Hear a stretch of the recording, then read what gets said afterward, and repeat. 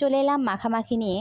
চাচাকে যখন বললাম, চাচা আপনার দোকানটাকে কিন্তু আজকে আমি ভাইরাল বানিয়ে দেব, চাচার হাসিটা দেখেন একবার, জাস্ট অসাধারণ ছিল। তো যাই হোক, চাচাকে বললাম আপনি একটা পেয়ারা মাখানো দেন, যেহেতু আমার আনারস খাওয়ার নিষেধ ছিল।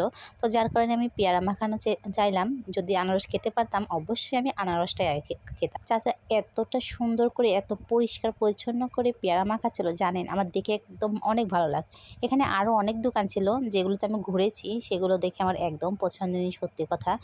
যেখান থেকে খাবার খাবো সেই জায়গা তো বিশেষ করে পরিষ্কার হতেই হবে।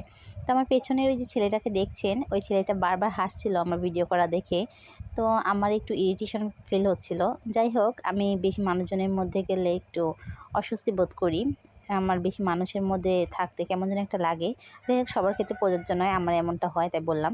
এখানে 5 রকমের মশলা আইটেম ব্যবহার করে মাখানোর জন্য। মাখানোটাও জাস্ট ওয়াও। তো মাখানো আমাকে জিজ্ঞাসা করছিল যে